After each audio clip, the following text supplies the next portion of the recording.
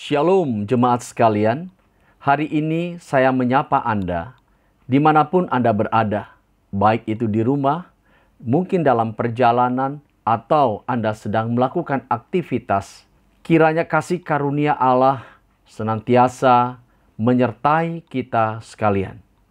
Saudara yang saya kasih dalam Tuhan Yesus, hari ini kita akan sama-sama belajar untuk memahami tentang kehadiran Allah dalam pandemi COVID-19. Banyak orang mempertanyakan kehadiran Allah dalam situasi saat ini. Mereka berkata, di manakan Allah? Jika Dia ada, mengapa tidak menolong? Jika Dia ada, mengapa tidak menjawab doa-doa kami? Pertanyaan-pertanyaan seperti ini muncul membuktikan ketidakmengertian manusia akan kehadiran Allah. Untuk itu perlu diketahui tentang hakikat atau nomena Allah. Apa itu nomena? Menurut Immanuel Kant, dikatakan nomena itu artinya mengatakan secara filsafat, nomena adalah ungkapan yang merujuk pada realitas yang tidak dapat diketahui dan tak terlukiskan atau terletak pada fenomena yang diamati. Kondisi inilah yang tidak dapat dimengerti oleh manusia. Namun dalam pemahaman doktrin Allah, dalam teologia proper, menurut filsafat ketuhanan, dikatakan bahwa Allah itu pribadi yang imanensi dan transendensi.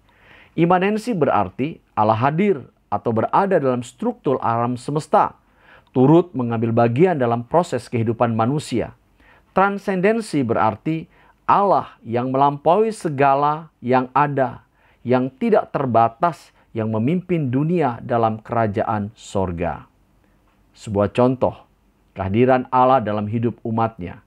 Di dalam perjanjian lama, dikatakan bahwa Allah berjalan bersama dengan Adam dan Hawa. Tetapi karena dosa, semua ini telah merusak.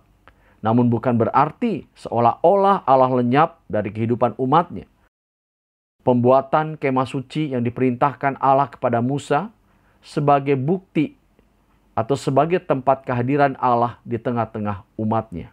Bukankah ini menunjukkan bahwa Allah sangat mengasihi umat manusia? Di dalam perjanjian baru, kehadiran Allah dapat kita lihat dalam inkarnasi Allah. Dalam Yohanes pasal pertama ayat 14 dikatakan demikian. Firman telah menjadi manusia dan diam di antara kita.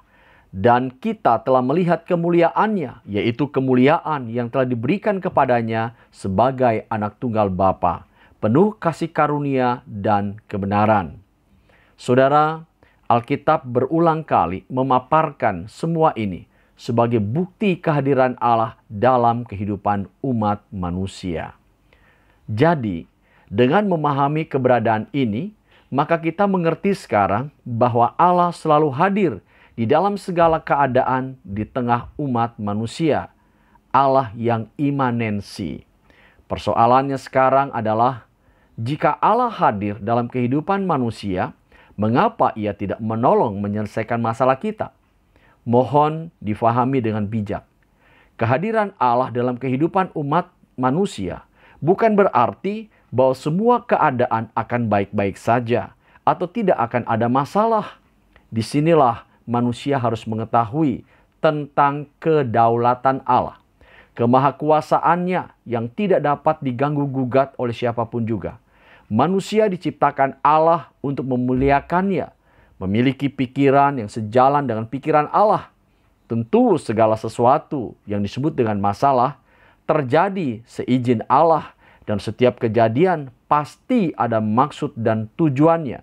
Tidak mungkin terjadi tanpa sebab musibab. Dalam Alkitab, contohnya Yeremia 18 ayat 7 sampai dengan 8 dikatakan demikian. Ada kalanya aku berkata tentang suatu bangsa dan tentang suatu kerajaan bahwa aku akan mencabut, merobohkan dan membinasakannya. Tetapi apabila bangsa yang terhadap siapa aku berkata demikian telah bertobat dari kejahatannya, maka menyesallah aku. Bahwa aku hendak menjatuhkan malapetaka yang kurancangkan itu terhadap mereka. Jemaat yang dikasihi Tuhan, dalam bagian ini dikatakan bahwa Allah mengizinkan sesuatu terjadi terhadap suatu negeri atau bangsa dikarenakan kesalahan dan dosa bangsa itu. Namun, jika bangsa itu bertobat, maka Allah akan memulihkan bangsa itu dari malapetaka yang telah diizinkannya itu terjadi. Mengkaji kembali mengenai kehadiran pandemi COVID-19 dari perspektif iman Kristen. Allah izinkan ini terjadi untuk meruntuhkan kesombongan dan keegoisan manusia. Kalau memang kebersihan bisa mencegah corona, mungkin Italia tidak akan gemetar karena corona. Karena Italia termasuk negara terbesar di Eropa. Kalau memang panas bisa membunuh virus corona, mungkin Iran tak akan goncang karena corona. Karena Iran negara gurun yang panas. Kalau memang kehati-hatian bisa mencegah corona, mungkin Pangeran Charles tidak akan terpapar COVID-19 karena hidupnya paling hati-hati dan terjaga. Dan kalau memang orang cuek dan sembrono pola hidupnya pasti kena corona, mungkin para pengamen jalanan, kuli-kuli kasar, dan para pedagang pasar tradisional sudah pasti tersungkur semuanya. Mengapa demikian? Jawabannya, hidup ini tidak harus selalu sejalan dengan teori, teknologi, dan akal manusia. Sudah banyak tenaga medis yang terpapar COVID-19. Apa mereka tidak menggunakan APD dengan benar? Belum tentu juga demikian. Terus, apakah orang yang kelihatannya sudah demikian dekat dengan Tuhan dijamin tidak akan terkena corona? Tidak juga demikian.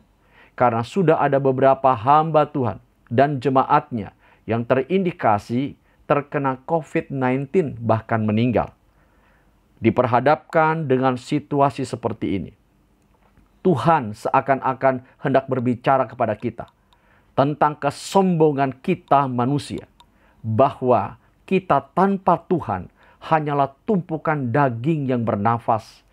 Dan akhirnya kita sebagai manusia dipaksa menyadari dalam hidup ini. Jangan sekali-kali melupakan Tuhan dalam setiap tarikan nafas kita.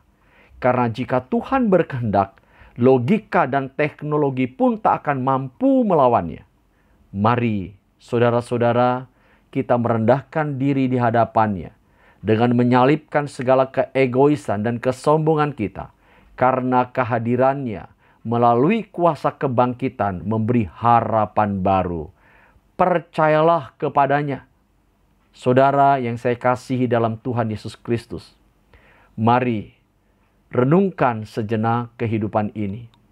Tetap tenang, dekatkan diri lebih lagi kepada Allah. Jangan bingung, jangan takut. Dia mengerti semua persoalan. Dia mengerti semua pergumulan dan keluh kesah kita, apapun itu. Dan Dia tidak akan pernah meninggalkan kita sendirian. Badai pasti berlalu. Filipi 4:13 berkata, segala perkara dapat kutanggung di dalam Dia yang memberikan kekuatan kepadaku. Sidang jemaat yang saya kasihi dalam Tuhan Yesus Kristus, kiranya renungan kita pada hari ini terus menolong kita, membangkitkan semangat dan menguatkan iman kita, menjalani dan menghadapi hari-hari kita yang berat ini. Percayalah, Allah tidak akan pernah meninggalkan kita. Dia ada bersama-sama dengan kita untuk melewati setiap masalah. Tuhan Yesus memberkati kita semua.